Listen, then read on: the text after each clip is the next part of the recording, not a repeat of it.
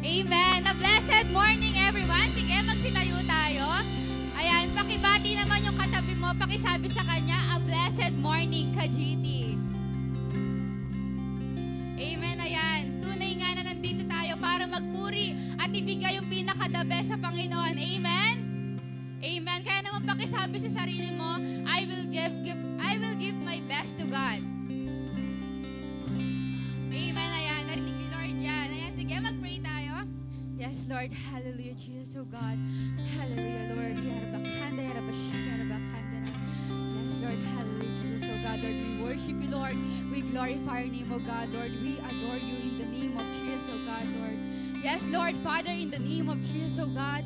Maraming salamat, Panginoon, sa araw na to, Lord. Maraming salamat, Panginoon, sa aming service, oh God. Tunay nga, Panginoon, ikaw ang patuloy, Lord, na kumilos, Lord, sa oras na to, sa lugar na to, in the name of Jesus, oh God, Lord. Malaya kang gawin kung ano yung nais mo, in the name of Jesus, oh God, Lord. Continue to saturate this place with your love, Panginoon, Lord. Continue to saturate this place with your peace, and continue to saturate this place with your anointing, in the name of Jesus, oh God, Lord.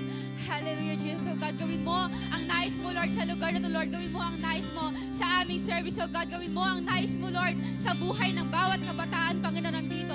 In the name of Jesus, oh God, and Lord, maraming salamat, Panginoon, Lord, sa aming youth series, oh God. Rise, Panginoon, Lord. Alam namin, Lord, na mas may gagawin ka pa po, Lord, sa araw to, Lord, sa aming series. In the name of Jesus, oh God. And we are ready, Lord, sa kung ano pang gagawin mo, Lord, sa araw na to. In the name of Jesus, oh God. Ikaw ang patuloy, Lord, na kumilos sa buhay ng bawat kabataan na nandito, Lord. Continue to lead us. Continue to guide us sa lahat ng aming ginagawa, Lord. And we know, oh God, na hindi kami aalis sa lugar na to, Panginoon, nang hindi ka namin nakakatagpo, nang hindi namin nakukuha ang aming mga portion, Panginoon, in the name of Jesus, oh God, Lord.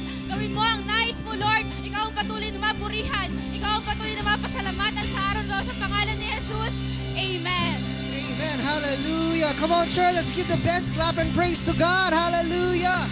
Sige, purihin natin ang Diyos sa umagang ito. Amen. And as we sing songs to the Lord today, patuloy na i-remind tayo that God has one wonderful plan to each and every one of us. Amen. Sige nga, ibigay natin ang best na palakpak sa Panginoon. Hallelujah. God has a wonderful plans for us. Hallelujah. Let's worship the Lord. Come on, let's give our best clap to praises to God. Hallelujah. When I am anxious, when I am afraid, I take it to God. I call on His name. If the mover of mountains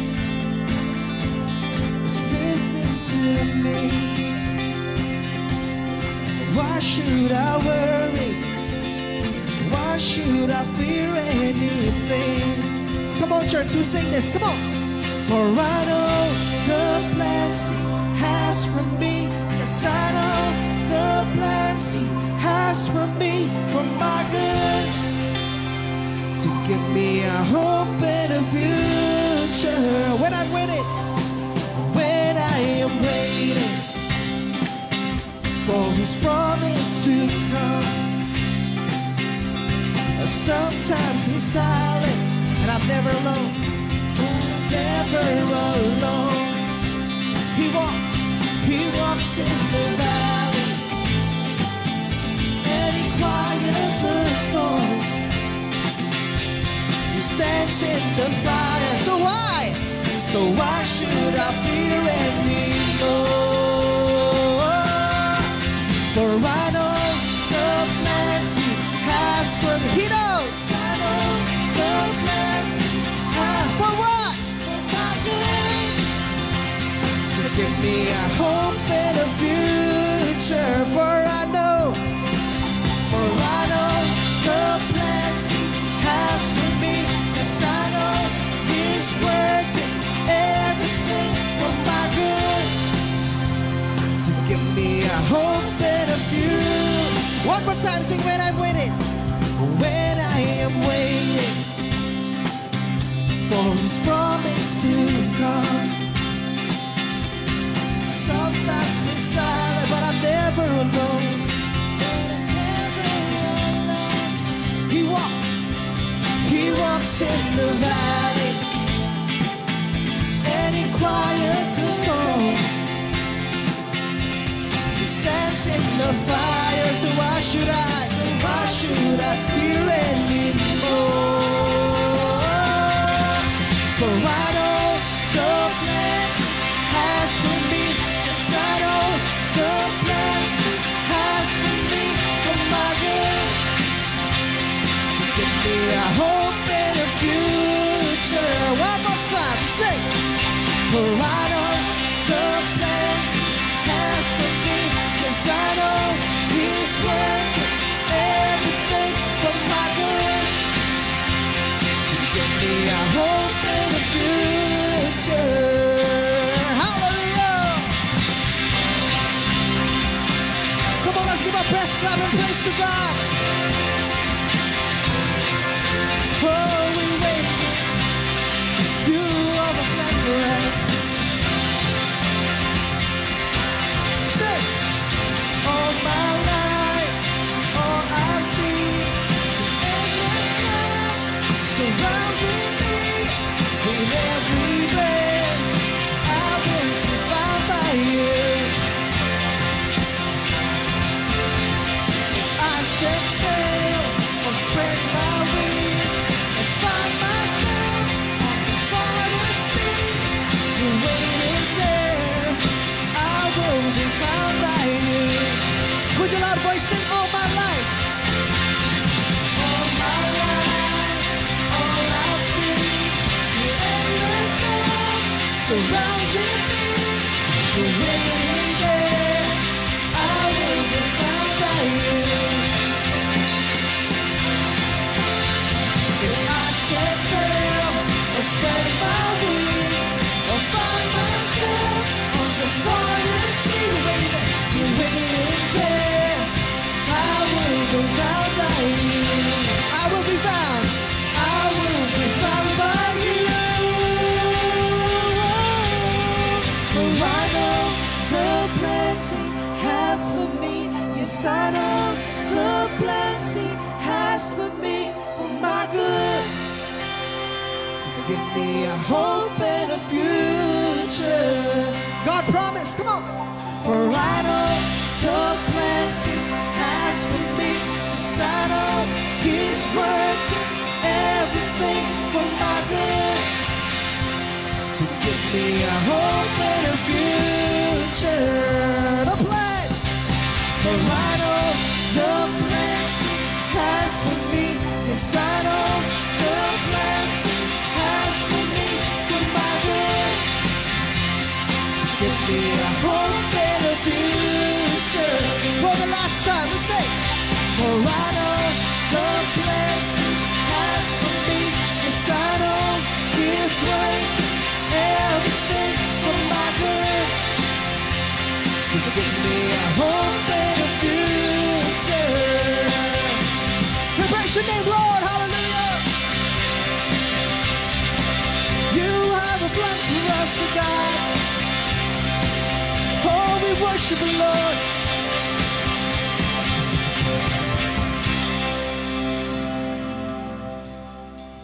Come on.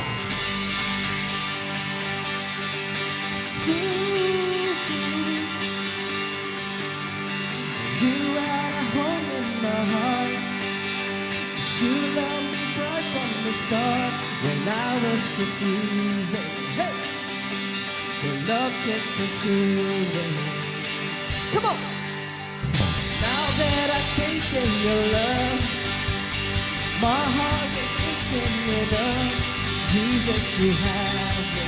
Hey, You have me completely. With your loud voice, you say, it's Your love in my heart, running over again. Every day of my life, I'll draw closer. Come on! Such a perfect love, oh, You lift me higher, higher, light up my way. Everything is brighter, brighter with You. Everything is better, so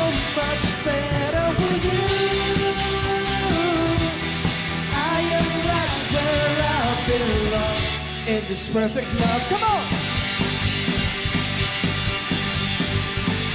No matter what, no matter what I go through, Lord, I keep my eyes fixed on you. 'Cause Jesus, you're able, and you're able.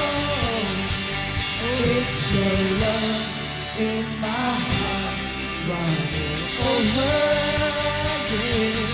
Every day of my life, I'm getting closer to you. Say, such a perfect love.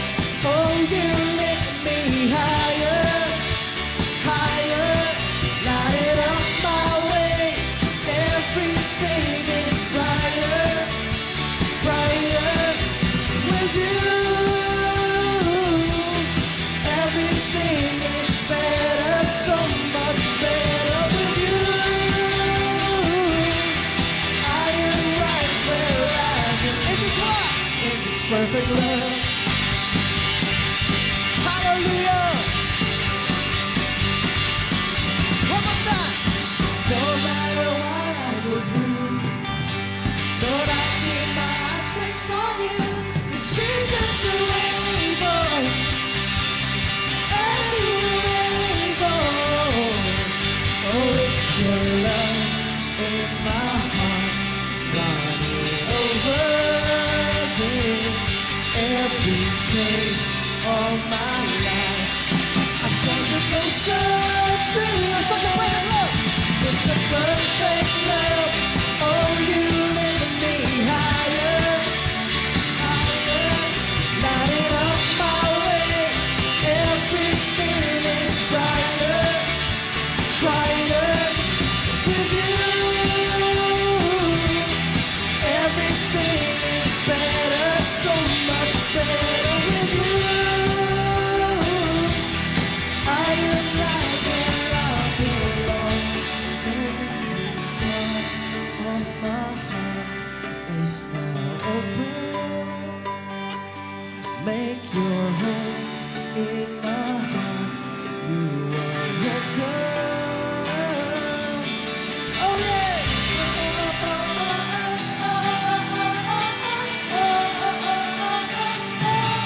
You are welcome.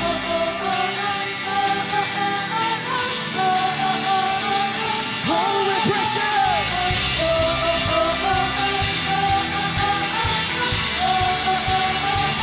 Oh, Jesus, you are welcome.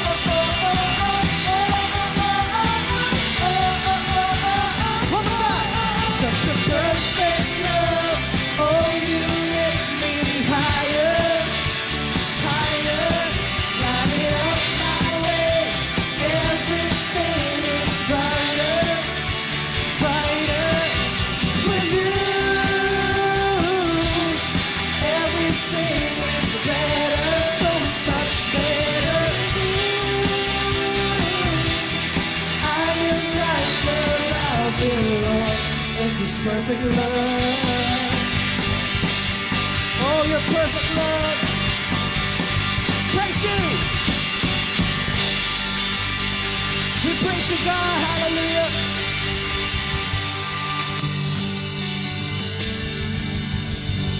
All the praises to you, Lord. Hallelujah. Oh, glory to you, oh God. Hallelujah.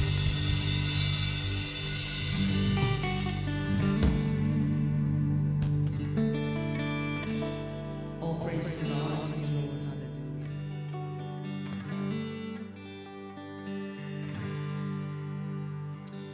We praise your name, oh God. Hallelujah. Lord, we're gonna rise up today in the name of Jesus, oh God. Hallelujah. Today, oh God, each and every one of us here will rise. We're gonna raise our voices to you, Lord. We're gonna raise our praises to you, oh God. We're gonna raise, oh God, our flag. Today, oh God, we are about here to give you the best we have today. The best that we can give. What we can give to you, Lord God. Hallelujah. Come on, church, let's honor and praise God today. Let's honor Him. Let's worship Him. For God deserves all in this glory. For God deserves all its praises. Let's keep ourselves in the presence of God. Hallelujah. We're going to raise our hallelujah today. We're going to raise our praises to you, Lord Jesus. Maraming salamat, Panginoon.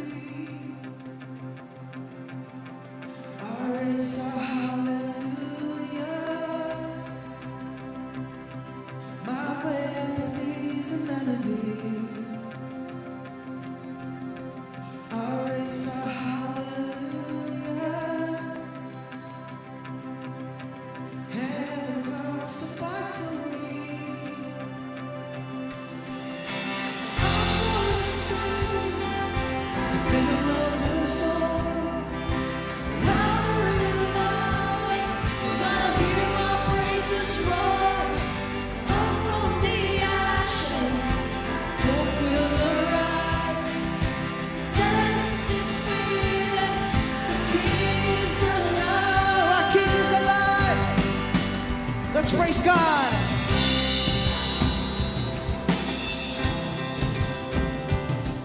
I raise a hallelujah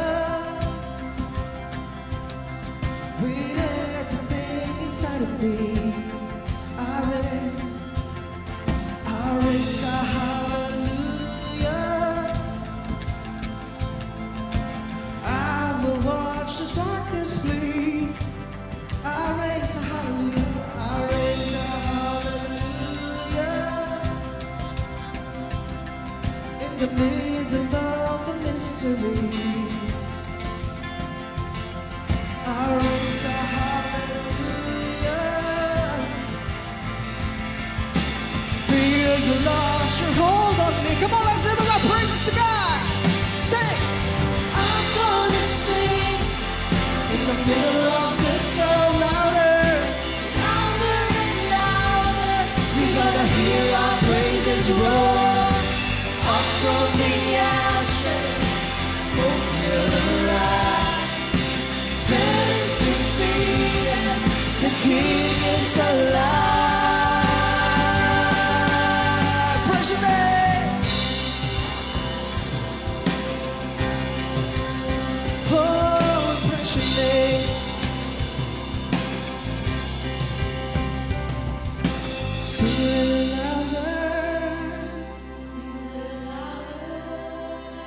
Sing a little louder. Sing a little louder. Sing a little louder. Sing a little louder. Sing a little louder. Sing a little louder. Sing a little louder. Sing a little louder. Sing a little louder. Sing a little louder. One more time, you say. Sing a little louder. Sing a little louder.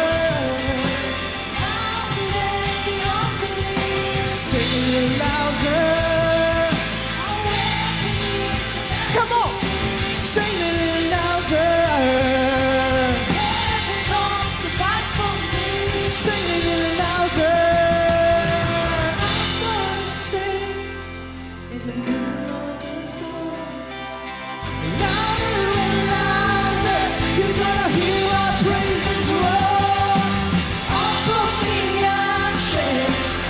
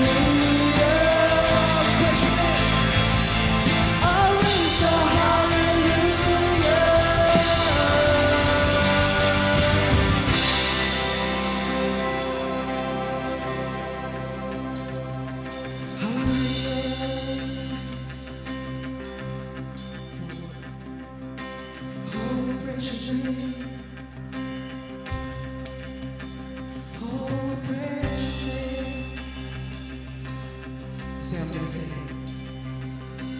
I'm gonna sing in the middle of the storm.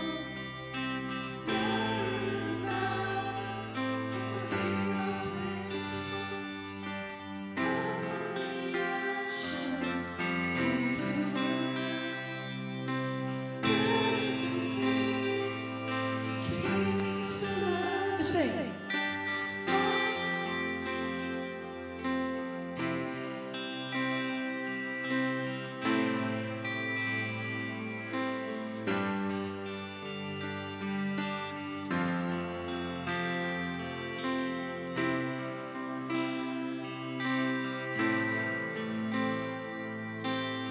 One more time, let's make this an anthem to God.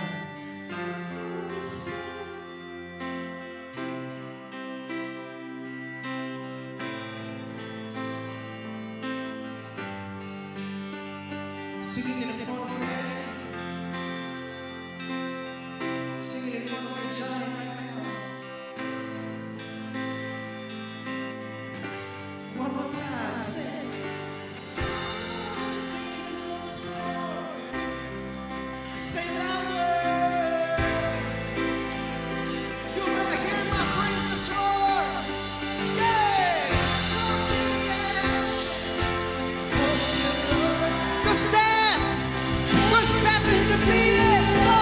The King is alive. Say, I'm gonna sing in the middle of the storm. Louder and louder, you're gonna hear my praises roar. Up from the ashes, hope will arise. Death is defeated.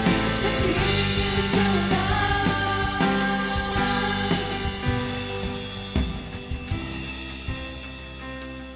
Oh, the King is alive. Oh, whoever who believes the King is alive, say Jesus. One more time, who believes that the King is alive, say Jesus. As the song says, let's sing it louder to the Lord. Let's sing it louder in the presence of our enemies. Come on. Come on. Sing it louder. Come on. Sing it louder. Sing it louder.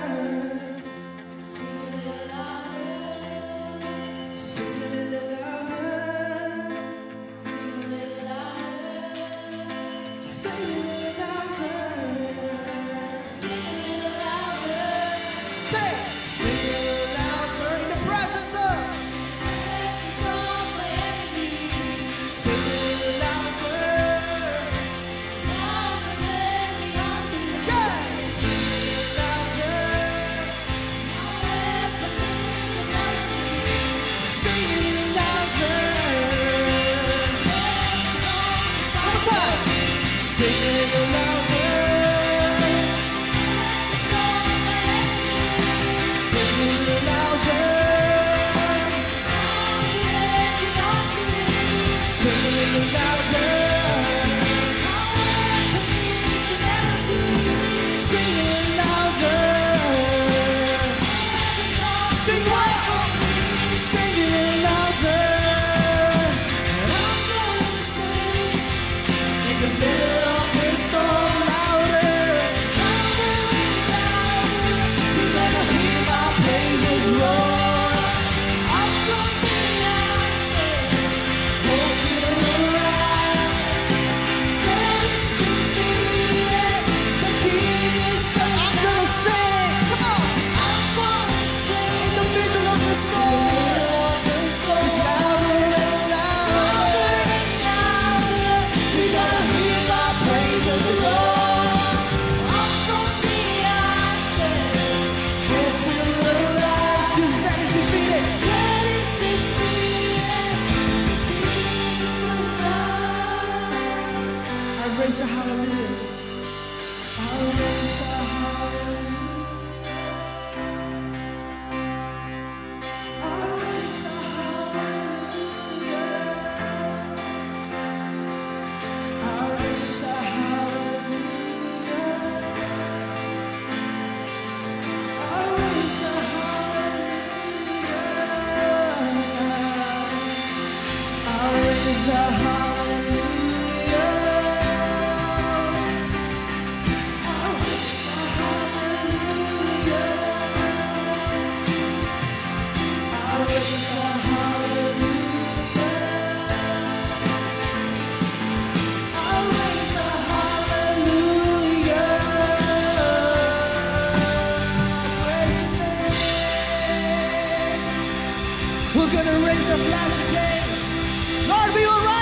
today. Hallelujah. All the glory, honor, and praises to you, Jesus. We give back to you the glory, honor, and praises. In Jesus' name we pray. Amen and amen. Hallelujah.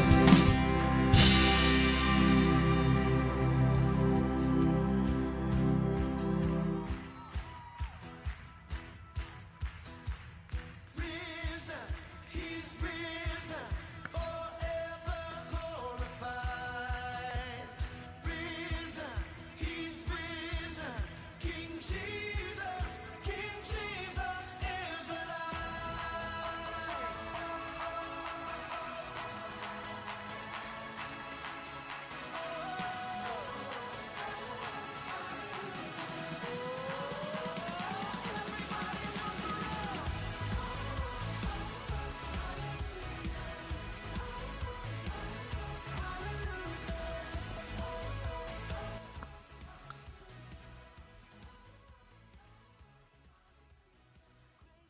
Thank you, Lord. Hello, hello, GT! Why, Jen? Ayan, pag sinabi naming GT, sasagot kayo ng Why, Jen? Ayan, para makita natin sino ba yung mga gising at yung mga inaantok pa. Amen. Once again, how are you, GT? Ayan, very good. Kamusta ang lahat? Amen. We're glad and happy to see you again here. Amen. Amen. Ayan, we're glad to see you again here, Kajitis, dahil kahit na alam namin marami tayong ginagawa, busy tayo sa ating mga school works, pero alam namin na hindi magiging hadlang yon para hindi tayo makapagpahinga sa presensya ng ating Panginoon. Amen ba? Amen. Kaya naman sige, bigyan natin ng isang malakas na palakpak ang ating Panginoon. Ayan. Isa pa, isang malakas na palakpak para sa ating Panginoon. Wow, energy sila. Amen. Truly, talagang napakabuti ng Diyos. No, dahil nasa half of the year na tayo at talagang patuloy yung guidance niya sa ating mga buhay. Amen. Yes, truly that God is good and He is faithful dahil kakatapos pa lang nga ng ating Youth Fest and we know na marami pang paparating na kaganapan sa ating church, sa mga nalalapit na buwan at taon. Amen. Amen. Kagaya ng ating pinaghahandaan. Amen. At I know, pinagpe-pray ng bawat isang ating Youth Camp 2026. Ayan. Kung nakakapag-ipon na, ayan, pakisabi, pakitap naman yung katabi mo, kaliwat kanan, and sabihin, bawal nang umatras. May panahon pa tayo para mag-ipon at mag-invite. Amen. Bawal nang umatras, Ate J.Ann. Amen. Sabi nga, Invite, invite, invite, and ipon, ipon, ipon.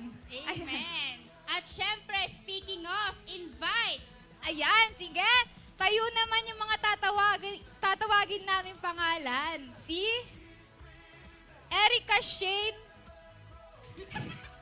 si Erica Shane M. Bisan and also Maxine Velasquez. And Ayan. syempre si JM Castillo. Ayan, sige, mga tayo ka-GTs. sila. And tayo rin tayo mga ka-GTs. At i-welcome naman natin dapat sila. lahat tatayo sa upuan. Amen. Amen, ayan. Ayan, si Erica Shane invite ng RF Youth Gemasan. Shining like the sun.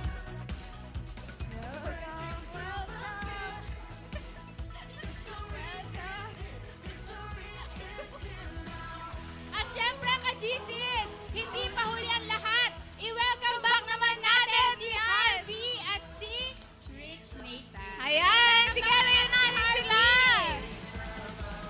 Ayan, si Mayor Harvey at si Vice Mayor Rich Nathan Galvez.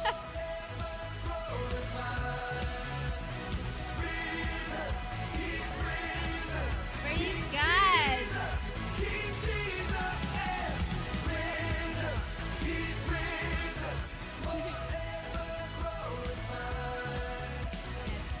Ayan, gusto lang namin sabihin sa bawat isa sa mga bago na hindi aksidenteng nandito kayo. Amen ba? Amen. Once again, GT! Why, Ayan, Jen? talagang nakikinig sila. Amen. At syempre, Ethel, alam mo ba dahil new month na din tayo, new series na din tayo. Siyempre, alam ko yan, no? Isa nga siya sa mga ka-GTs natin, nandun siya sa pinakadulo eh. Ha?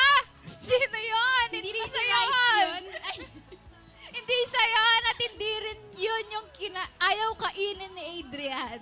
Hindi yun yung rice, ha? Kayo ba, ka-GTs, alam nyo ba ano ang ating youth series? O sige nga, ano ang title ng ating youth series?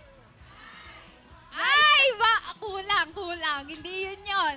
Dapat ganito. #Rise God's got you. O kayo naman, sabihin nyo sa mga katabi nyo kahit nakaupo lang. Ayan, sabay-sabay tayo ha. 1, 2, 3, go! #Rise God's got you. Ayan, amen. Talagang ready na sila. Amen. We know na ready na ang bawat isa upang makinig at ma-receive yung portion nila para sa ating Word of God. Amen. Ready na ba kayo, GT? Why, Jen? Ayan. Kaya naman, let's all welcome our preacher for today, Pastor Sam J. Makapagay. Ayan. He's risen. King Jesus is alive. Hallelujah. Inubos mo yung pangalan ko, J.An. Sige, let's all stand up and let's prepare our hearts for our giving. Amen. Sino dito handa na magbigay sa Panginoon? Sino dito handa na magbigay sa Lord? Alam nyo, just like nung hindi pa tayo magkakakilala, siguro 4 or 5 years ago, we were praying for souls to actually be able to makilala si Lord. And the answers to our prayers was you. And right now, we're praying the same thing. Right? Mas gusto natin, sino dito yung gusto nila mas marami pang kabataan na kagaya nyo, kaedad ninyo, makakilala kay Lord? Sino pa dito gustong mas marami pang kabataan na makakilala kay Lord? Yan, ganyan. So, ngayon, we're praying for it. Kailangan natin tamnan. And giving is an act of sowing sa kung ano man ang gagawin ng Lord in the future. And 4 or 5 years from now, we will see new faces here. Yung iba sa inyo, mag-compute na ng edad. Alam ko, sa isip niya, nag-calculate na 4 or 5 years from now, pila na ako? 45. Di ba? 4 to 5 years from now, meron tayong makikita dito na mga bago. At yung mga bago na yon, sila yung magiging answered prayer natin today. Amen. So handa na ba tayo magbigay? Sige, hawakan mo yung kaloob mo na yan and let's pray. Hallelujah. Hallelujah. In the name of Jesus, Lord, once again, haharap kami sa iyo, Lord, sa iyong trono, Panginoon. Bit-bit, Lord, kung ano man handog namin sa umagang ito. Lord, kagaya ng sinabi mo sa iyong mga salita, Panginoon, Lord, we want to plant these wonderful seeds, Lord, for your ministry. And so to be able to reach out to other young people, Panginoon, na hindi pa nakakilala sa iyo, never heard of your word, wala pang relasyon, Panginoon, sa iyo, Panginoon. Lord, we pray, Lord God, that whatever we're about to plant today, Panginoon, it will be fruitful in the coming years. We will see it will become a reality. And right now, Panginoon, these souls, Lord God, na idadako mo pa sa lugar nito will be one of the church's greatest testimony. In the name of Jesus, Lord, we're doing this not because we're doing this, Lord, because we love you and because we want to obey your word. And right now, Panginoon, ano man ang handog namin, Lord, continue to bless each and every one. Lord, I declare kingdom provision sa kanilang mga buhay, holistic blessing and favor sa kanilang mga buhay, personal, pamilya, at sa kanilang pag-aaral, sa kanilang mga trabaho, in the name of Jesus. Marami pong salamat. Ito po ang aming dalangin sa pangalan ni Jesus. Amen.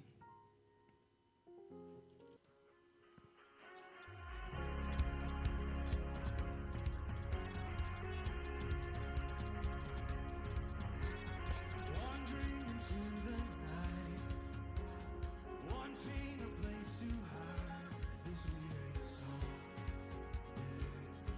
Is back at home. Oh, and I try to call my mind. Amen. Hello. Tingnan mo nga yung katabi mo. Tingnan mo naman yung katabi mo. Sabi mo sa kanya, I got you. I got you. Kailangan magkadugtong yung got tsaka you. I got you. Alam niyo ba kung anong ibig sabihin ng word na yon? In Tagalog, ang direct translation ng I got you, anong ibig sabihin nun? Nakuha kita, ganun. That's the literal translation, nakuha kita. Pero ano yung direct translation niya sa Tagalog? Pag sinabi mong I got you. Para sa akin ito, akong bahala sa'yo. Tama ba? Tama ba? Pag sinabi mong I got you, ibig sabihin nun, akong bahala kaya ka. Tingnan mo ulit yung katabi mo. Huwag mong sasabihin, I got you. Kasi alam nyo, we're imperfect people. And even we say things that you mean, sometimes we fail. Sabi mo, yakong bala kaya ka. Huy, hindi ko sinabi. Di ba? We say sometimes, yakong bala kaya ka. Di ba? We hear a lot of promises from other people, di kita iiwan. Tsukumukin niya lagi para kaya ka. Pag kailangan mo ng makakausap, andito lang ako. We appreciate those words, those kind words from other people. But the reality of life is not everything natutupad. People fail. Why? Because people are imperfect. No? Pero pag ang Lord na nagsabi ng yakong bala kaya ka, iba yung dating, iba yung ibig sabihin nun. Dahil kahit kailan, ano man ang sabihin ng Diyos, hindi niya binabawi. Hindi niya inaatras. Pag sinabi niya, sinabi niya. Pag sinabi niyang, I got you. Pag sinabi ng Lord, akong bahala sa'yo, rise. Hindi lalawan niya, rice rigor, iba yung spelling nun. Di ba, the title of the series today is what? Rise, God's got you. Pag sinabing rise, ano ibig sabihin yan? Ayan na naman tayo. Ha? Pag sinabing rise, patingin nga nung cover. Meron ba tayo nung cover? Tagal-tagal kong ginagawa yung layout na yan. Nasaan yung cover natin? Yung rise. Ayan. Nakita niyo dito sa may eye? Anong meron doon sa may eye? Liwanag. Parang kapag nag-sunrise. Tama? Pag sinabing rise,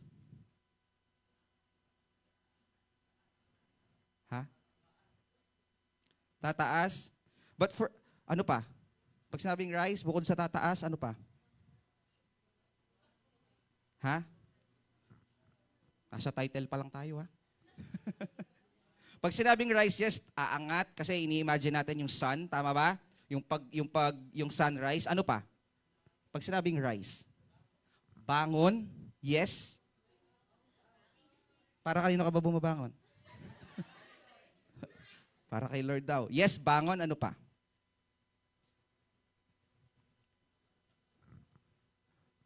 This title, ang pinaka-meaning niya para sa akin is really, rise, ibig sabihin, get up. Bangon. Ikuan ng JC. Aliway talaga pag chess scholar na eh. Pag sinabing rise, ang ibig sabihin niyan, yes, we have sunrise, we have different kinds of may rise na animation, di ba pag nag-e-edit kayo? Pero ang para sa akin, the meaning behind this title, rise, ibig sabihin, bangon. Bakit mo kailangan bumangon? Babangon ka lang kapag either nakahiga ka or dadapa ka. Tama? Hindi mo sasabihin, tayo ka, J-Lo. Tayo ka. O, nakatayo. Rise. Hindi na pwede kasi nakatayo na siya. Upo ka. O, sasabihin ko, rise. Let's all rise. O, di ba? Tatayo kayo. Kasi you cannot say rise to a person who's already standing up. Amen? Amen. So, rise, God's got you. There's a very direct message na I felt like nung ginagawa ko tong topic na to, tong series na to, sabi ko, Lord, ang galing mo talagang ang galing mo talagang mangusap. Naririnig natin lagi yung word, naririnig natin lagi yung mensahe, pero iba-ibang interpretation. Every time we read it, babasahin natin ngayon. And then the next day, we read our Bibles. The same verse, iba na ang revelation, iba na ang interpretation. Kasi madalas nire-relate ng Diyos kung ano yung pinagdadaanan mo ngayon. Nare-relate, nagmamanifest, nag-i-interpret yung word, depende sa kung nasaan ka, anong season ang meron ka ngayon, at kung ano pa yung mga susunod na gagawin ng Lord sa buhay mo. So, tingnan mo ulit yung katabi mo, kaliwat kanan. Sabi mo sa kanya, rice.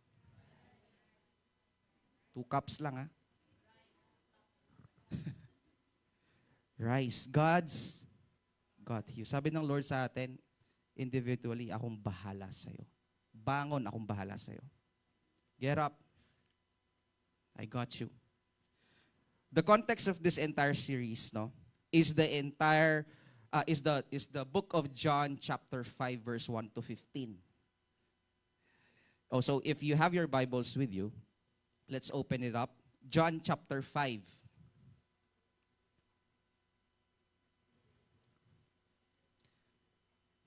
Ang buong context ng series is John chapter 5 verses 1 to 15.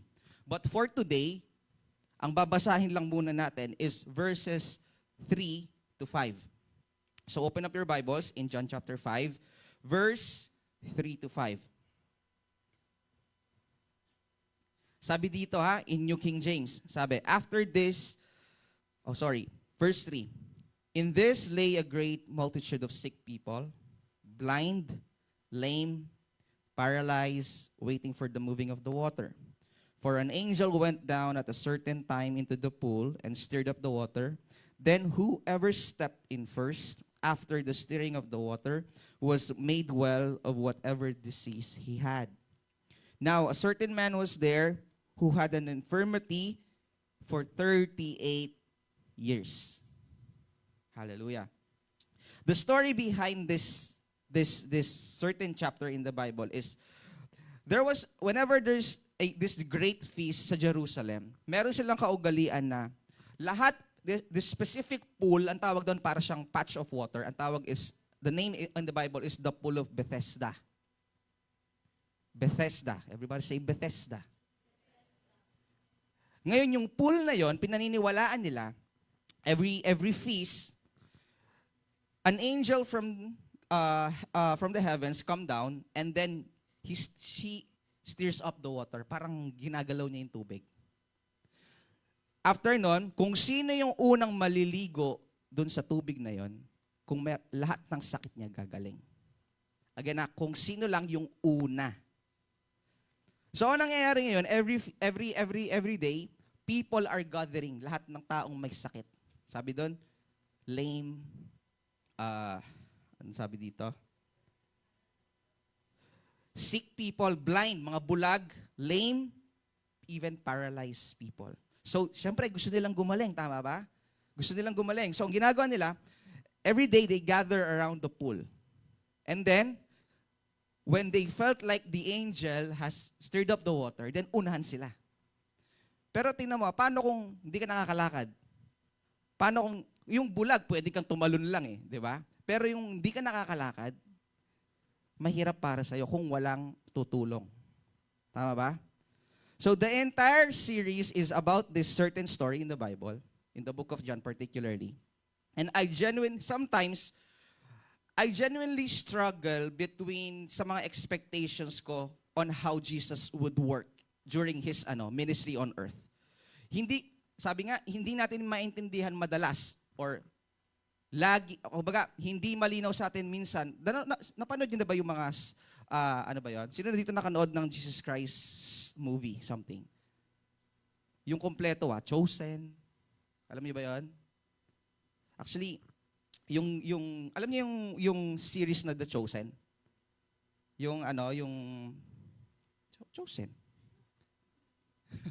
Actually, I started watching that last year. Nakailang episode ako. Kaya lang, I kinda stopped. Kasi nag-research ako.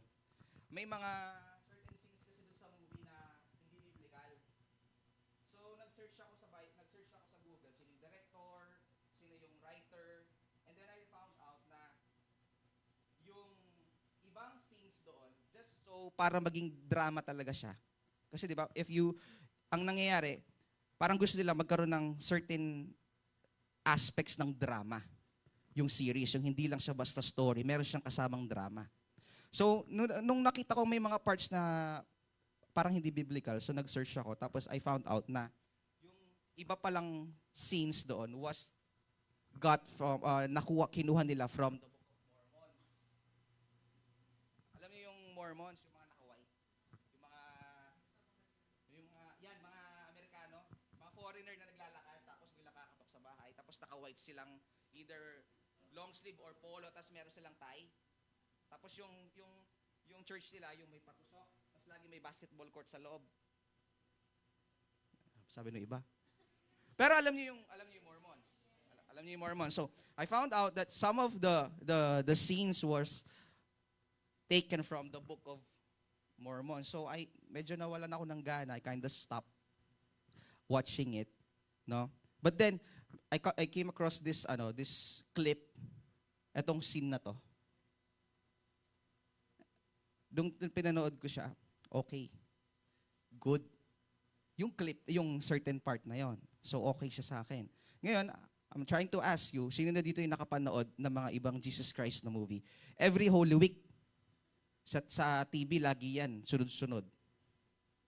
Sino dito yung nakapanood na? Magtaas nga ng kamay.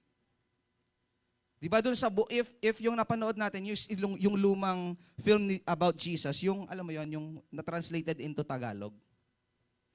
Yung parang, pag nagsasalita sila, hindi match. Kasi dinab sa Tagalog. Tapos si Jesus doon, as in yung lumang film, yung si Jesus doon, hanggang dito yung buhok niya. Di ba? Tapos as in yung story niya is from the birth up to the ascension niya sa heaven. If aware kayo sa movie na yon, or napanood niyo yung mga iba't ibang klase ng Jesus films, mapapansin nyo, laging na-highlight din yung mga miracles na ginagawa niya. Ako, isa yun sa mga inaabangan ko kapag mga Jesus-related movies. Kasi yung Passion of the Christ, iba yung focus ng movie na yon compared dun sa ibang Jesus movie. Yung Passion of the Christ, kaya siya passion, di ba? Yung nag-focus sila dun sa naging struggle ng Lord during the crucifixion. Pero yung ibang Jesus movie, as in, hina-highlight nila yung mga miracles ni Lord. At isa yun sa mga inaabangan ko nung kaedad nyo ako. Sige, review nga tayo. What was the first miracle that Jesus did? Ha? Turning water into wine. Supposedly, hindi dapat. Kasi sabi niya, hindi pa panahon. Tama? Pero wala siyang choice. It was an emergency. Tama ba? So the first miracle that he did was turning water into wine. Sino familiar dito, Jesus fed 5,000? Napanood niyo yun? Meron din clip na gano'n, di ba? Pinakain niya yung pagtaas. Doon sa movie, yung ginamit na isda, daing na. Di ba? Doon sa movie, dried, na siya, tapos yung tinapay, as in tinapay. Pero yung isda, dried. Pagtaas niyang gano'n, pagbaba niya, as in nag-multiply yung daing. Kung naaalala niyo, kung alam niyo yung movie sinasabi ko. Di ba? Kung titingnan mo, yung diskarte ng Lord, yung way ng Lord in ano bang tawag dito? In doing miracles, sometimes in a crowd and sometimes individual. Pag 5,000, syempre crowd yan. 5,000, ko ba naman magpakain ng 5,000? Kahit sa Walter, di sila kakasya dyan eh. Di ba? Pero sabi dito, sometimes I genuinely struggle between my expectations. Kung paano, alam mo yon, what Jesus should be doing versus what Jesus actually chooses to do. Kasi dito sa topic natin, that pool, yung pool of Bethesda, is full of sick people. So hindi overcrowded yung lugar, punong-puno ng mga taong maraming sakit. Saan tayo makakita ng ganyan? In the modern days. Isang area na puro may sakit. Hospital. Tama? So yung pool of Bethesda, it's like, hindi siya naging hospital. It became like a source of hope for those people who have certain disease. Kasi gusto nilang gumaling. And this series, I just want you to be careful. Kasi sabi ko, di ba, minsan madalas nami-misinterpret natin yung paraan ng Lord sa kung ano yung sa tingin nating dapat niyang gawin. Kung titingnan natin yung story na yon, ang daming may sakit, but He only healed one certain individual. Why? Diba? Ang expectation natin, it was a place where full of sick people, and yet he only chose to heal one. So the question is why? Di ba kayo nagtataka? Di ba kasi in-expect natin, pupunta siya dun sa lugar na punong-puno ng maraming sakit, ng mga taong maraming sakit. Then, Lord, dapat pagalingin mo sila lahat. Wala kang favoritism. Ngayon, tingnan nyo if you will not read the whole context, you will get offended. Magtataka ka, questionin mo, Lord, bakit ganun ang ginawa mo? Diba? Supposedly, can He heal everybody? Can He? Yes. He's more than able. Tama ba? But, He only choose to heal and approach this one individual. Sabi niya dun sa binasa natin sa verse 5, this person was sick for 38 years. So for almost 4 decades. For 38 years, he's a paralyzed. Hindi siya makalakad. So ang ginawa niya, for 38 years, doon na siya nakatira. Hoping one day, after the angel stirred up the pool, he'll be the first to submerge and the person to be healed for 38 years. Can you imagine? He's waiting for that day. Kaya nga lang, hindi nga siya makalakad. Every time he will attempt to dip into the water, lagi siyang nauunahan kasi nga paralyzed. Do you get the story? Now, Jesus, sabi dito we have to be careful not to make Jesus into our image. You need to read the whole context of the Bible, of that story, for you to be able to understand. Kasi if not, alam niyo si Jesus nung nandito pa siya, marami siyang mga taong na-offend. Una-una sa way ng pananalita niya. Lumayas ka, Satanas, sana? Dun sa isang hypocrite. Ikaw sabihan na. Diba? Kaya nga maraming tao or yung mga ano bang tawag doon? Nasa dulo ng dila ko. Yung mga religious people during his time, ang daming galit sa kanya kasi when he talks, he speaks with authority at mga bagay na nakaka-offend sa mga taong alam mong guilty. Alam nyo, ang gospel, when you read the Bible, if there wasn't a time in your life na hindi ka na-offend, then you're not reading the whole gospel at all. Or maybe you're reading the wrong gospel. Or maybe you're reading portions of it. Kasi sa ayaw mo at sa gusto, when you read the whole, the genuine, the true, original Word of God from the Bible, there will be times na ma-offend tayo. Kasi ang salita ng Lord tumatagos dito. At sometimes we feel guilty about, alam mo yon? Merong, namatay si Moses. Sa book of Exodus. Alam mo yung verse na yon? Namatay si Moses. Hindi nyo alam yon? Diba? Ang nagiging usual is that we read certain parts of the Bible. We only do selective reading. Parang babasahin lang natin, let's say Matthew 6:33, and all these things shall be added unto you. Pero yung previous verses doon, meron pang ibang commands. Ang ginagawa natin, Matthew 6, what's your life verse? Matthew 6:33. Meron ba nagtanong sa'yo, what's your life chapter? Laging tinatanong, what's your life verse? Tama? Kasi nangyayari, minsan, aminin natin, guilty tayong lahat dito. We only choose certain sections of the Bible. Meron tayong mga certain parts na iniiwasang basahin. Let me give you an example. Sino dito nakabasa na ng Book of Revelation? Buong book, buong libro ng Revelation. Oh, ang daming Kristiyano ayaw basahin ng Revelation kasi diyan yan yung parang pinaka story on how Jesus will come back on earth, kung paano yung magiging sunod-sunod na events, no, before the tribulation, during the tribulation, and after the tribulation, etc., etc. And yung 1,000-year reign, etc. Kung second coming of Christ, no, yung rise of the Antichrist, alam niyo ba yan? Oh, if di kayo makarelate, I suggest you read the book of Revelation. Ang daming Kristiyano, iniiwasan yung book na yon. Bakit? Kasi, sabi nila, nagki-create ng fear. Nagki-create ng worry about what's about to happen. Well, it's pretty obvious na malapit na talaga dumating ang Lord. Alam naman natin kung ano nangyayari sa paligid natin. Tama ba? One of the signs is na malapit na dumating ang Lord is that there will be rumors of war. Meron ba? Rumors of war.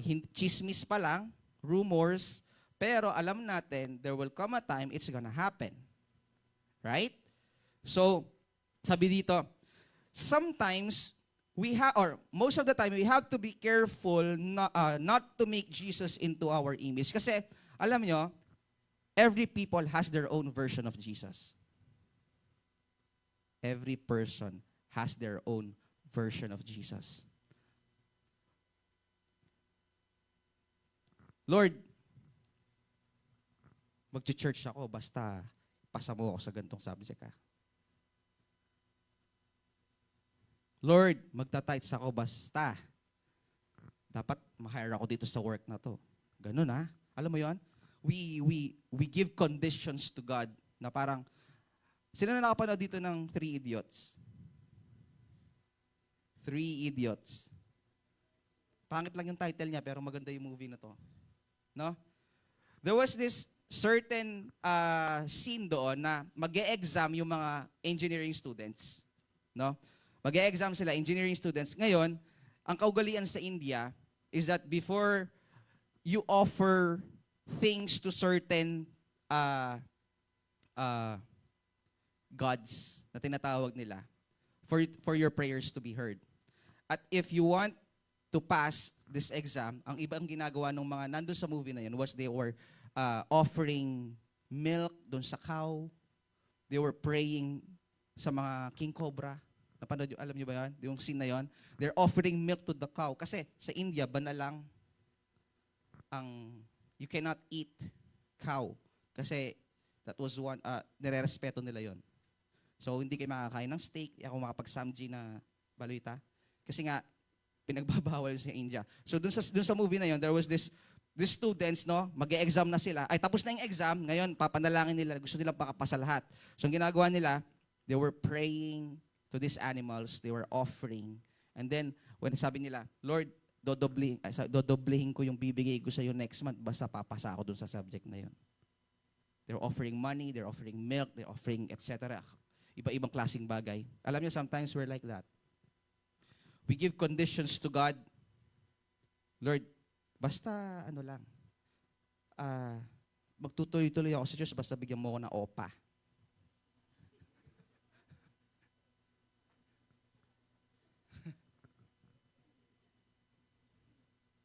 Lord, sasama ako sa RRF, basta ganito yung agreement natin. Wala naman kayong agreement ni Lord. Ikaw lang naman gumawa ng agreement mo.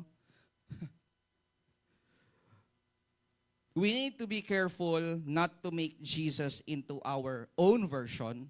Instead, we should encounter Him on His terms and deal with the truth of Jesus no matter how shocking we find Him to be. Sino dito gusto maka-encounter? Sino dito yung nagde-desire ng talagang genuine transformation? Then, sabi dito, we should encounter Him in His terms and deal with the truth of Jesus no matter how shocking we find Him to be. There will be times na ma-offend tayo ng gospel. There will be times na ma-offend tayo ng salita ng Diyos. But sabi dito, if you want a real encounter with Him, then you need to deal with the truth. Yung totoo. Why? Because only the truth can set you free. And deal with the truth of Jesus no matter how shocking we find Him to be. Aminin ninyo, noong unang pagdating nyo dito sa church, di ba, tas maingay, may umiiyak, di ba shocking yon? Di ba surprising yon? Yung iba, may kilala, yung isang bata dito sa main, na nag-umatan sa main service, nilagnat pa. Nilagnat siya after niya mag-church kasi na-shock siya dun sa environment. Aminin natin, di ba? It's shocking. Bakit sila umiiyak? Bakit si Majoy kanina? Lalaba. Raraba siya. Ano ba yung sinasabi niya? Hindi ko maintindihan. Di ba? Bakit sila pumapalakpak? Bakit sila umaawit? Bakit maingay? Di ba? Hindi natin maintindihan. A lot of things are shocking for first-timers, but not just first-timers. Even matagal ng Kristiyano, there will be times nagugulatin ka ng Lord. Sabi dito, if you don't find Jesus shocking and surprising, then you may be misreading the Gospels. If the words of Christ aren't leaving you shocked and slightly offended, then you may want to look closer into the stories of Jesus and read them with fresh eyes. Lord, bakit isa lang ang pinagaling mo, hindi yung lahat ng tao na nandoon sa Pool of Bethesda? Why did you only reach out to this certain man? Sabi dito, Jesus shows up to a pool with thousands. Everybody say thousands.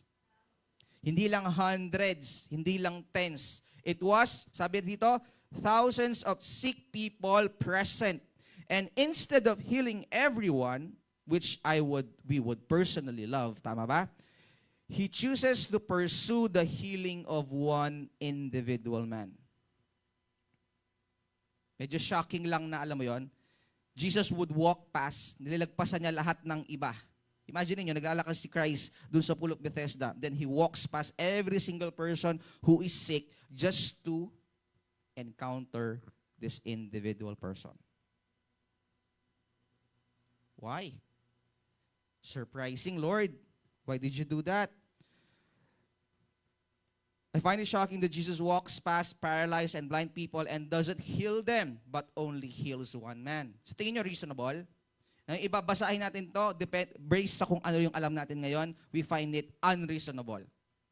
Kasi andun ka na eh. Andun ka na, Lord. Bakit hindi mo pa pinagaling lahat? Bakit pinili mo isa lang? Jesus walks past the crowd to spark conversation with one man who had been at this pool for almost 4 decades, for 38 years nga kasi. What I've learned is that when you've been around the same people, naalala niyo yung sinabi ko kanina, for 38 years, he was there. Yun na yung, meron siyang banig, meron siyang unan, meron siyang kumot, meron siyang tent. As in, dun na siya naglagi. During the whole duration ng pagkalumpo niya, pagka-paralyze niya. Kasi nga, he was hoping one day, nagagaling siya by dipping himself into the water. Kaya lang lagi siyang nauunahan. Now, one of the lessons that I've learned in this message is that when you've been around the same people, hindi lang siya ang may sakit, tama? Thousands of them are in the same area. When you've been around the same people at the same pool and dealing with the same issue, you can begin to blend in with the crowd. You become what your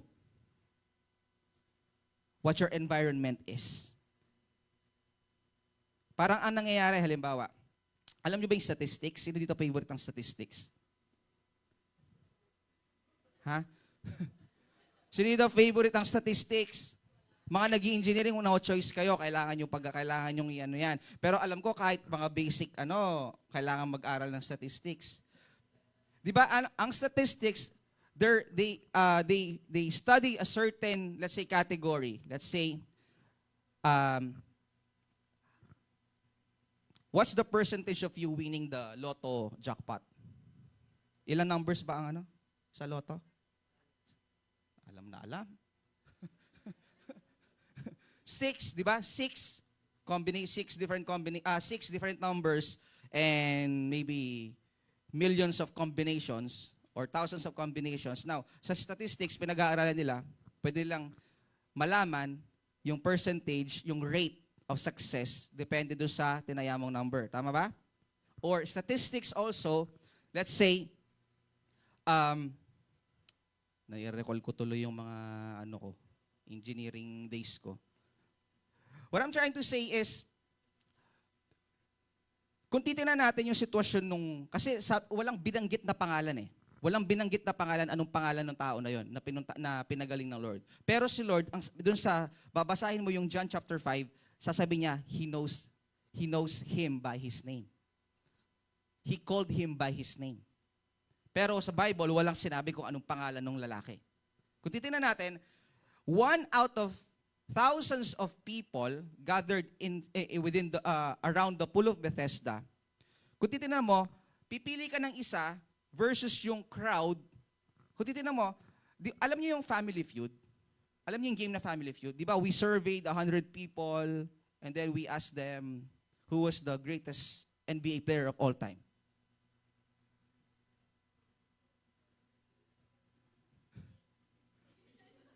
Anong J-An? First answer that comes to your, papasok sa isip. Greatest basketball player of all time, NBA. Ay, mabagal. Sabi na ng buzzer. Di ba? Pinag-aaralan ng statistics din. Kung titignan natin, yung area na pinagstayan nung tao na pinagaling ni Christ, thousands of them are there. If in the modern days, you would want, di ba? Kapag merong malalaking event, sa mga current events, merong mga dumarating na reporters. Tama? And then binabalita nila kung ano yung nangyari doon. Tama ba? Let's say for yung hottest issue ngayon? Current events? The missing, di ba? Nakakalungkot yung nangyari, but it happened 2 years ago. Pero hanggang ngayon, dahil may lumutang na witness and evidence, I don't know, so na-open ulit.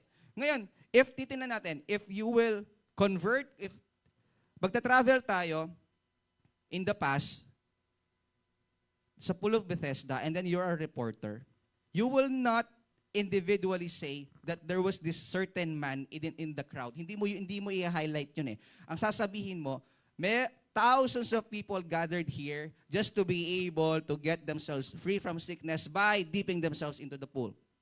But you will never say there was this certain man, i-highlight mo yung isang tao just for the sake of your report. Do you understand? Mga nag-journalism dito, nakakasabay ba kayo? If ako ang magsusulat nito, I will not highlight this certain people. Siguro, alam niyo, when you are applying for scholarship, mayroong pupunta sa bahay. Tama? Merong mag-i-interview sa parents mo, merong mag-i-interview sa'yo, titingin ng grades mo, titingin yung lahat ng achievements mo. And then from the thousands of applicants, ilan lang ang mapipili sa inyo to be na magre-receive ng scholarship. At ang pipiliin nila yung may pinakamagandang background, pinakamagandang story, yung sa tingin nilang deserve tulungan. Alam ko yun kasi nangyari sa akin. May pumunta sa bahay, in-interview si Pastora, tsaka si Pastor Freddy. Wala ako, nasa school. Tapos, tinignan, parang pati rep namin. Then out of hundreds of applicants, isa ako sa mga binless ng Lord to be able to receive that scholarship. Siyempre, fulfilling, no? Pero kung titingnan natin yung story dito, maraming applicants, pero isa lang ang nabigyan ng scholarship. Isa lang ang napansin ng Lord. Sabi dito, what I've learned is that when you've been around with the same people at the same pool and dealing with the same issue, you can begin to blend in with the crowd. Alam mo, na-imagine ko, hindi naman siguro ganun kalala hindi ka miserable yung buhay niya, yung unang beses na pumunta siya doon sa pool. Kasi he was there for 38 years, or I don't know, maybe less than 38 years, kasi hindi naman siguro pagkapanganak niya, doon siya iniri ng nanay niya, no? Hindi naman siguro gano'n yung sitwasyon. But ang ini-imagine ko was, siguro nung first time, nung unang dating ng tao na yon dun sa area ng Bethesda, he is full of hope, he is full of, kahit pa paano, he still has strength in his physical and maybe spiritual and emotional being. Pero dahil for how many years nandoon siya sa paligid, sa lugar na yon, blending in with other sick people, lalong lumala yung sakit. Kinda, ni-imagine ko yung sitwasyon. Kasi sabi dito, when you've been around with the same people at the same pool, dealing with the same issue, you can begin to blend in with the crowd. You will not be able to blend in if hindi ka magsasalita kung paano sila nagsasalita. Hindi will not be able to blend in if you will not act based on how they act. Kaya nga lagi tayong pinapaalalahanan ng mga parents natin, piliin mo yung mga taong kakaibiganin mo. Tama ba? Young people. Ginagawa ba natin? Do we choose wisely yung mga taong pakikisamahan natin? Kasi if you don't, sabi dito, ano yon? Tell me who your friends are, and I will tell you who you are. We hear this from our parents, lagi tayong pinapagalitan, etc., etc. But my question is, ina-apply ba natin? Kasi what happened to this man, because sa no choice siya, hindi naman siya pwedeng mamili, oy dapat yung tatabi lang sa akin yung yung hindi masyadong malala yung sakit. O pag may sakit sa puso, doon ka doon sa kabilang row. Wala siyang ganong choice. Tama ba? Tama ba? Sabi dito, blending into the crowd of brokenness, instead of being an individual with a specific story, you simply become a statistic and you're just one of the millions of other people grouped together by your problem. You know what happens when you blend in? Instead of you having that one great, supposedly great testimony, one specific story, you simply become part of the statistic na instead of saying, siya yung matalinong estudyante na honor sa school. When you blend in with the other, kaya lang hindi siya kayang pag-aralin ng parents niya. When you blend in with other students who are experiencing the same issues, yung story mo bumababa. So now, you're just part of those people na hindi kayang pag-aralin ng mga parents. Nakakasabay? Nakakasabay? Sabi dito, you simply become a statistic and you're just one of the millions of other people grouped together by your problem. Jesus can minister to the masses, but this story proves that he can rescue a single individual even when that person has lost their identity in a sea of sameness. Bakit pinili ng Lord na pagilingin ng isang tao versus healing everybody? Most of the times, si Lord, when He's trying to reach out to people, ano ba yung term? He's intentional. Always intentional. Jesus can minister to the masses, but this story proves that He can rescue a single individual. Alam mo, feeling natin, madalas, hindi tayo napapansin.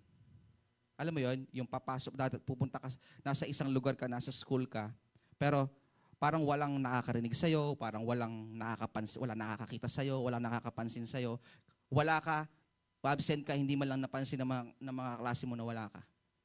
Have you ever had that experience?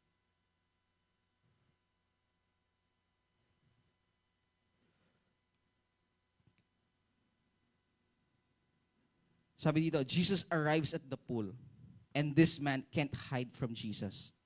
Anyone else would have seen a vast crowd of identical issues, but Jesus sees the specific man. Jesus arrives at the pool, and this man can't hide from Jesus. Anyone else would have seen a vast crowd of identical issues, but Jesus sees the specific man. I don't know how long you've been hiding.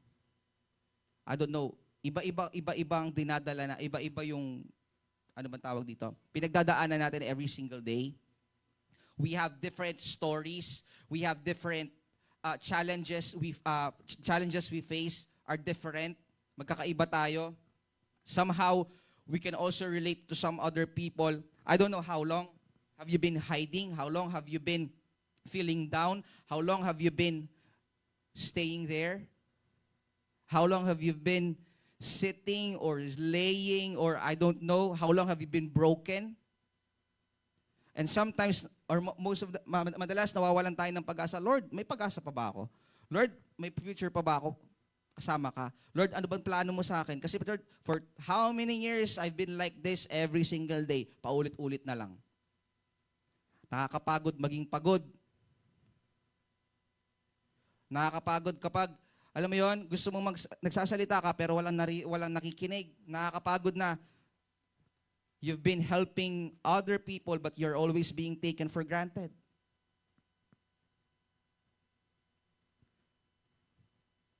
If Jesus can minister in a crowd like this, He can also rescue a single individual, which is you. Even when you have lost your identity.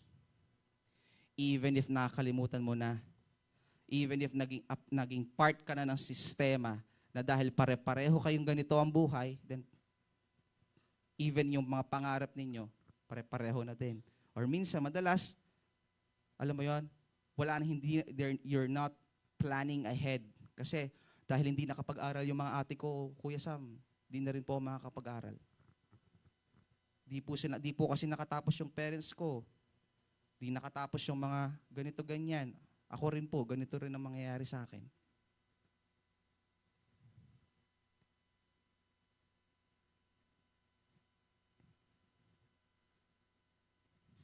Sabi dito, the text doesn't give us a name for the man, but Jesus knew his name.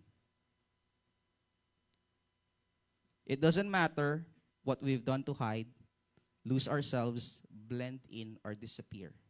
You are not invisible to Jesus. Career people, every day, work. Every day, gigising na maaga, papasok, uwi ng pagod. Students, kung magpapasokan na, o yung iba, nag-start na ang klase, never ever let yourselves blend in kung ano man yung. I'm not saying don't study. I'm not saying don't work. I'm just saying when you do certain things, do not forget your identity. Na kapag nasa school ka, hindi mo ramdam, hindi nakikita sa atin na Kristiyano tayo.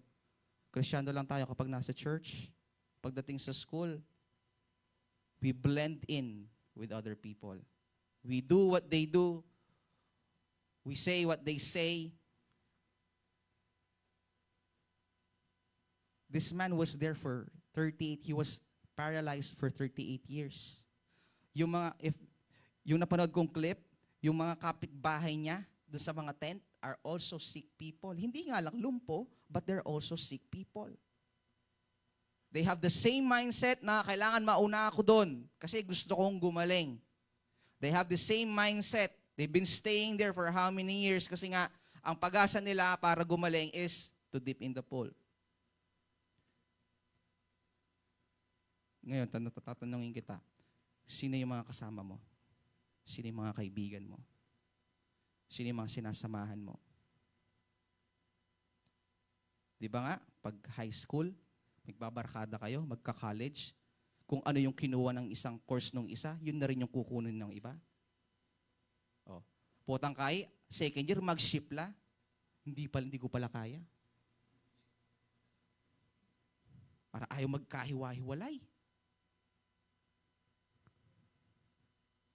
O basta walang magbabago.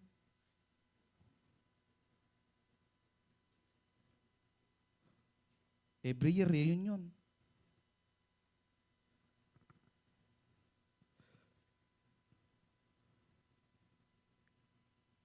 Sabi dito, it doesn't matter what we've done, to hide, lose ourselves, blend in, or disappear. You are not invisible to Jesus.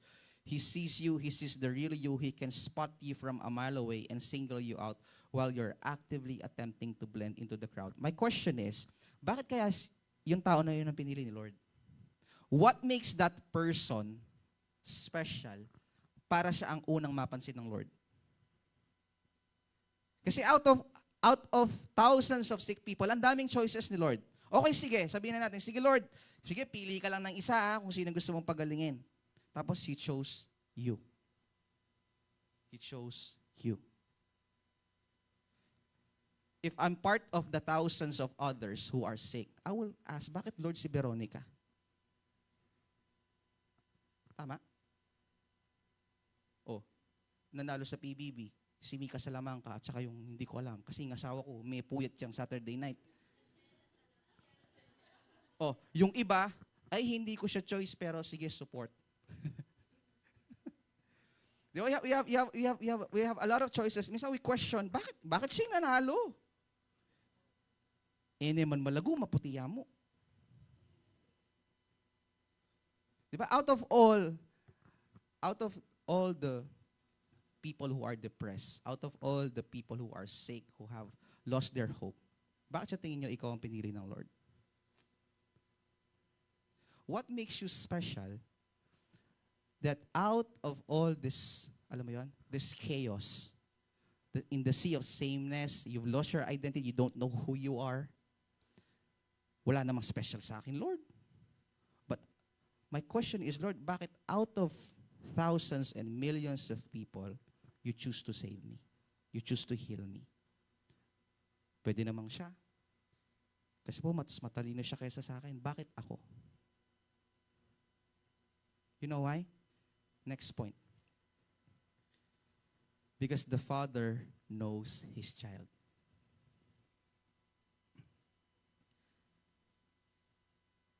The Father knows His child. Sabi ng isang pastor, sabi niya, there was this certain testimony.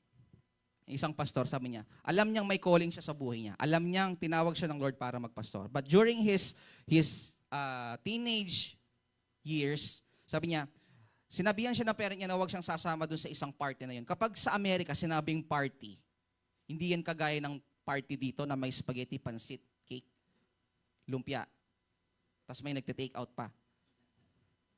Pag sa US, in foreign countries, pag sinabing party as in walwal. No? So, knowing his parents, Christian, tapos alam niyang may calling siya, sabi ng parents niya sa kanya, huwag kang sasama sa party na yan. Pero makulit siya. Ayaw niyang i-acknowledge na sa buhay niya, tinawag siya para magpastor. So, ang ginawa niya, Christian, tapos alam niyang may calling siya, sabi ng parents niya, bakit may nagsasalita? Sa kanya, huwag kang sasama sa party. So, anong nangyari, sabi niya, nag-attend siya dun sa isang party na pinagbawalan siya ng parents niyang attenan at yung party na yun madilim, tapos as in puro laser, puro LED lights, tapos lahat pare-pareho ng suot, alam mo yun, siguro nung panahon nila emo pa. yung kailangan malungkot ka kahit hindi ka naman malungkot. Sabi dito, the lights were dim and every single teenage male, including himself, had on the same style of clothing. He knew that God had a unique and distinctive call on his life, but he didn't want that. So, ang ginawa niya, he blend in with the crowd. No? Sinuot niya kung ano yung suot nila. Nagsuot siya ng sombrero. He talked how they talked. He dressed how they dressed and acted like everybody else. So, out of the corner of his eye, sabi dito, I saw an older gentleman making his way towards me. Sa party, meron siya nakitang isang mature na lalaki na papalapit sa kanya. Hindi niya agad nakilala. He was not, sabi niya, kasi pare-pareho na sila ng suot. So he was not stopping anyone else. Hindi siya tumitigil para maghanap. Kasi meron siya, yung gentleman na yun, may hinahanap. Siya. Kasi tatay niya yon. Kasi pinagbawalan nga siyang umattend, di ba? So pagkakita niya sa tatay niya, hindi niya na-recognize na tatay niya yon. Dahil madilim nga, di ba? So, napansin niya na lang, may lalaking lumalapit sa kanya, and then he is not stopping to actually check, sino to, sino to, sino to, sino to, sino to. Hindi. Dire-diretso lang yung tatay niya papalapit sa kanya. Sabi niya, in a dark room filled with identically dressed teenagers, my father knew exactly what his son looked like and made his way to my corner of the house. My clothes did not distract my dad. My words didn't throw him off my sense. I couldn't cover my tracks. My dad was on a mission and he simply knew me. Papalapit yung tatay, sabi niya, madilim, tapos iba yung asta niya, kasi siguro high na siya, tapos nakainom na siya, kung paano siya nagsasalita, iba na yung way. Sabi niya, hindi yun naka-apekto sa tatay ko.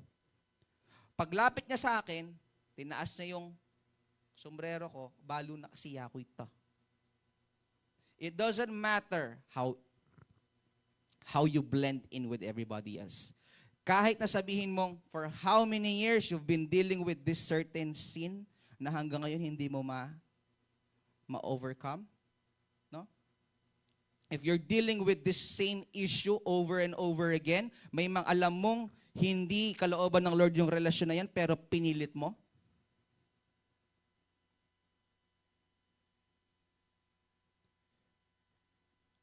parang isa sa mga naalala ko nung kaedad nyo ako, parang ang isa sa mga bagay na pinaka-ayokong marinig sa mga kaibigan ko na matagal ko nang hindi nakita or nakasama is pag sinabi nilang nagbago ka na. Migbayo yun eh. Alam mo yun, ka-graduate mo ng high school, nag-college ka, tapos may get-together kayo. Tapos pag nag-meet up kayo, tahimik ka, tapos ang response nila, nagbago ka na. Nung ako yung ganyang edad, that was one of my, parang isang bagay na iniiwasan kong mangyari. Pero sabi dito, my clothes didn't distract my dad. My words didn't throw him off my sense. I couldn't cover my tracks. My dad was on a mission and he simply knew me. Now, just like that pastor in his teenage years, right now, you may find yourself in a dark place, surrounded by people who look the same, who do the same things over and over again, act the same, talk the same. Kagaya nung party, you might be trying your best to blend in. At ayaw mong i-acknowledge na may plano ang Lord sa buhay mo. Ayaw mong i-acknowledge, ayaw mong maniwala na may plano ang Lord sa buhay mo. Ayaw mong maniwala na mahal ka ng Diyos. So ang ginagawa mo, there are people who rebel. They do this, they do that. You might be trying your best to blend in. You've dressed like them, you've spoken like them, and lived like them, hoping that no one will notice the call of God in your life. But the truth is, no matter how much you try to fit in, your Heavenly Father knows exactly who you are. You cannot pretend. Kasi nga, alam ng Lord kung sino yung sa Kanya. Alam ng Lord kung sino ang mga anak niya. So it doesn't matter how filthy you are. It doesn't matter what you do, what you've done. It doesn't matter how long you've been staying down. It doesn't matter how long you've been depressed. It doesn't matter if nobody hears you, nobody sees you, nobody appreciates you. It doesn't matter. Dahil kahit ano pa yung pagkatao mo, ang kay Lord, kay Lord.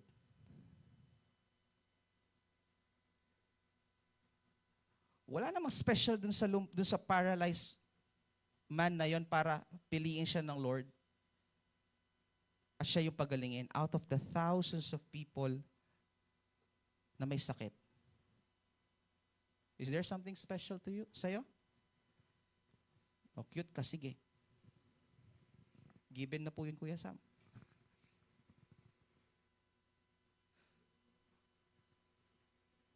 Hindi naman na-attract, hindi naman ka pinili ni Lord dahil cute ka. Pag talaga nasasabi yung salitang cute, yung iba sumisingkit yung mata, no? Pag nababanggit ko dito sa stage yung cute, yung iba sumisingkit yung mata. Ina-apply ko lang, Kuya Sam. Hindi ka naman pinili ng Lord dahil maganda yung boses mo or magaling ka sa ganitong bagay, magaling ka sumayaw, magaling ka tumugtog or matalino ka. Hindi. Unang-una, kahit ano pang characteristic ang i-highlight mo, kahit ano pang talent ang i-showcase mo, alam pa rin ng Lord kung sino ka. Alam ng Lord kung anong tinatago mo.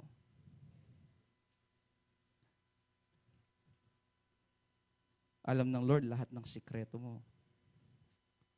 Tama ba? So kahit anong klase ng pagkakakilala ng tao sa'yo, matalino, mabait, maganda, tall, dark, and dark.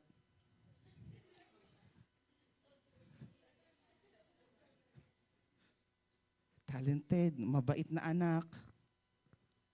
I'm not saying na, I'm just saying, kahit na i-highlight mo pa yan, the Lord still knows who you are. Kasi anak ka niya. And kahit gaano mo ipilit na i-deny na mayroong plano ang Lord sa buhay mo, hahanap at hahanapin ka pa rin niya. Now, the question is, will you rise? Kasi ang sabi ng Lord sa kanya, rise. Get up and pick up your mat. Kasi nandun siya sa banig. Isipin mo, lumpong tao, paralyzed, and nasasabihin ng Lord sa'yo, sabi sa kanya, rise. Rise up. Pick up your mat. Stand up and pick up your mat. Ngayon, kung akong sasabihin ng ganon, nonsense. Alam mo ngang. Kasi ang unang question, doon sa clip, ang unang tanong ni Lord sa kanya, do you want to be healed? Pagkakita niya doon sa lalaki, ang unang lumabas sa bibig ni Lord, do you want to be healed? Now, do you want to be healed? Wala naman ako sakit, Kuya Sam. Sakit sa heart. Sakit sa heart? Now, let me ask you the same question. Do you want to be healed?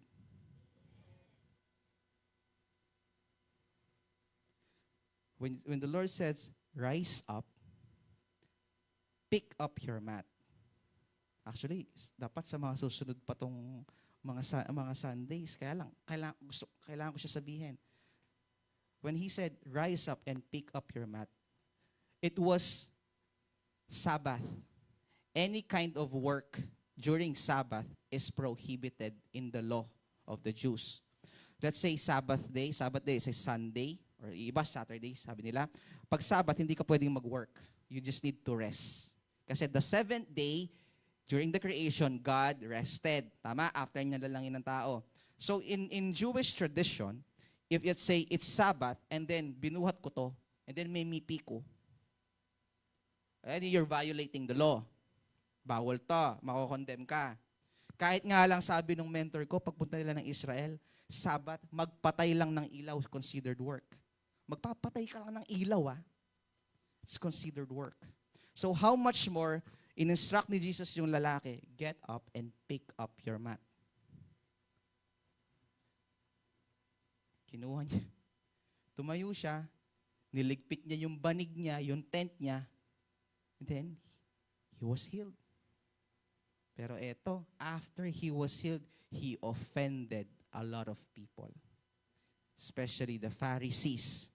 Kasi they witnessed how Jesus healed this person and he commanded him to do something against the law of the Sabbath, which is stop working. Siguro iyan na lang natin ito sa mga susunod na Sunday. Ayoko yung spoil. But what I'm trying to say is when Jesus said, bakit niya sinabing get up and pick up your mat? Kasi what Jesus truly meant is get up at huwag ka nang babalik dito. Hello? Are you still there? When Jesus asked you the first time, do you want to be healed? Ang sagot natin, yes, amen. Now, the Lord said, rise up, get up, and pick up your mat. Ang ibig sabihin, sige, you're already healed. I don't know what you've been going through. You're healed. Now, rise and never ever come back. Ibig sabihin, huwag mo nang tatanawin pabalik kung ano man yung naging buhay mo before. Hello, nandyan pa ba kayo? Nandyan pa ba kayo? Supposedly, I think this is week 4 yata or week 3, no? Sabi dito, he didn't stop to check every person. He was on a mission to find his child, etc., etc. Today, no matter how far you've tried to run, no matter how much you've tried to blend in, remember this. Your Father knows you. So dito, anak siya ng Lord. Amen. Proud to be anak ng Lord. Amen. Then if you call yourself a child of God, it doesn't matter how far you've run. Doesn't matter how long you hide. Alam ng Lord kung sino yung sa Kanya. Number 4, Jesus rescues the individual. Sabi dito, you are not your surroundings. Pag nasa work ka, nakikita mo lahat ng mga co-employees mo natataranta, hindi alam kung ano yung uunahin, hindi alam kung ano yung unang task na gagawin. Pag nasa school ka, panic lahat kasi biglang merong research or merong thesis na kailangan tapusin. Ngayon, ikaw, part ka ng grupo na yon. Sabi dito, you are not your surroundings. This is what I'm trying to say. If you're part of a certain group outside church during your weekdays and during the time na wala tayo sa church, dapat na-highlight ng pagkakristyano mo. Hello? Pagpasok mo sa school, bigla nagpa-surprise exam si ma'am or si sir. Ngayon, hindi ka surprise nga eh. Di ba? Siyempre, kami nakapag-review. O ngayon, most of your classmates, your seatmates have decided, sige, may pangopya ka to. Pero, mali mo yung iba, no, para hindi obvious. Ngayon, ikaw na Kristyano, nanggawan mo. Surprise exam.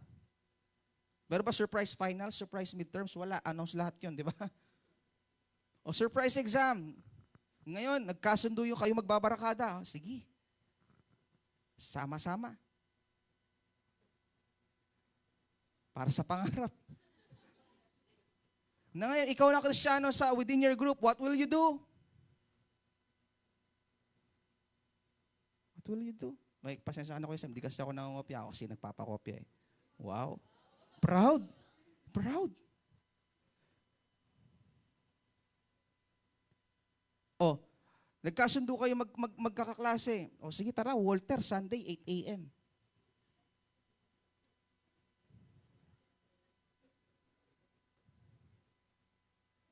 Pero pinupunta nyo lang doon yung massage chair. What will you do? What will you say?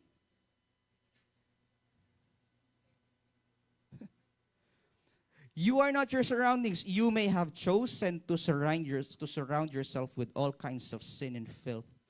But God looks through the crowd and He sees you.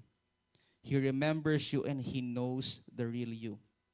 You are so valuable to God that He's willing to pursue you. Tingnan ito ganito ka na lang kahalaga sa paningin ng Lord. You are so valuable to God that He's willing to pursue you and is even more willing to rescue you.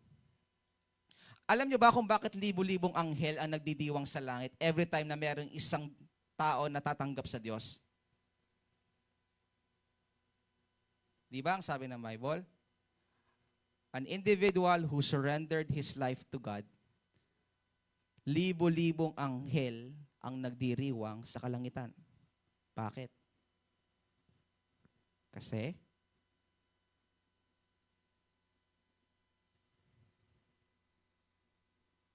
ganito kahalaga ang isang kaluluwa. Your soul is so valuable to God. Kaya nga sinugo niya yung anak niya dito para mamatay para sa iyo eh. Tama ba? In other religions, have you ever heard someone did that? Si Muhammad. Si Buddha. Those gods that they call, walang kahit sino man sa kanila ang namatay para sa mga followers nila. Tama? Ang Diyos lang. So huwag mo sasabihin sa akin na makanini ko mo kasi Kuya Sam. Namatay ang Lord para sa iyo. Tapos sasabihin mo makanini ka mo. Makanyang kumo. Para namang Dinedevalue mo yung ginawang sakripisyo ng Lord by underestimating yourself? Ang dami sa ating mga kabataan ngayon, walang tiwala sa sarili. Di ba? Walang confidence. May kapimpol yakin ni, ay, na ako lungob.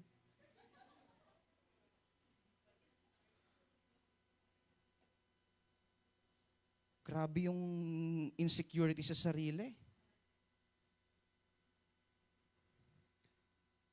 There were thousands of paralyzed people to choose from the day Jesus arrived at the pool of Bethesda, but Jesus selected this individual.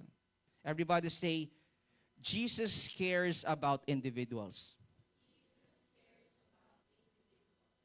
And if He cares about individuals, then He has an individualized rescue plan for each and every one of us. Yes, He heals in masses. He does miracles in a crowd, but Jesus is also intentional to save an individual. Ganon ka-importante ang isang kaluluwa sa Diyos. Hello, young people. Ngayon, kung ganon na lang ka-importante ang isang kaluluwa sa Diyos, dapat sa atin din. Tama ba? As we reflect on this message today, may we be reminded that Jesus did not call us to blend in with the crowd, but to stand out as those whom He has seen, chosen, and healed. Sabi dito, you are not just a face in the multitude. You're not just part of a statistic. You have a story. You have a testimony to tell. So do not blend in, but stand out. Imagine niyo, right after that person was healed, ano na lang klase ng testimony ang lalabas sa bibig niya? For how many years? 38 years, hindi ako makalakad. And then I encountered this man. Ang sabi niya, rise, do you want to be healed? Ang sabi ko, yes. Then I was healed on the spot. Testimony na yon. Tama ba? You said, tinanong ka ng Lord, do you want to be healed? You said, yes, sige Lord. I want to be healed from this pain, from this sea of brokenness, from this depression, or whatsoever, from this sickness. And then, He healed you on the spot. You have a testimony to tell. Diba, Ber? Siya last na nag-testimony. You have a testimony to tell. I'm looking forward that one of these weeks or Sundays, hindi lang si Vera ang magte-testimony. Alam mo yun, kapag sabi ko kay Gail, gusto ko ng isang youth service na may mga testimonies. Alam mo yun, wala nang pilitan. Kuya, wala pong pumapayag. Ay, wala pong may gusto, kinakabahan po sila lahat. Alam mo, if ang i-deliver mo isang kabutihan ng Lord, there's no reason for you to be nervous. There's no reason for you to step down, step away, kasi ang ipoproclaim mo, ang kabutihan ng Lord sa buhay mo. Now, if you keep it to yourselves, I just don't know. Why? Because testimony means God will do it again. So if you will keep that testimony to yourself, then you are actually, hindering yourselves dun sa proclamation ng Lord na, alam mo, testimony, God, I will do it again. Sino dito gusto doon lang matapos ang kabutihan ng Lord sa buhay niya after that certain testimony? Di ba hindi? Gusto natin tuloy-tuloy. Sabi mo sa katabi mo, tuloy-tuloy. He saw your story, your pain, your hiding, and He called you out. Let's all stand up. In the coming Sundays, we will dig deeper dito sa mensahe ng John chapter 5, particularly between this encounter. And maybe yung series finale natin, I will show you the clip. Huwag niyo muna siyang i-search sa social media. I will show you the clip taken from yung drama na yon. We'll show you the clip, yung encounter ni Jesus at nung paralyzed man. So, parang meron tayong visual representation at the same time. Pag kasi napanood mo, iba eh. Iba yung dating, di ba? Pag napanood mo. So, we'll show you the clip sa series finale natin. Huwag niyo munang i-search. Did you learn something today?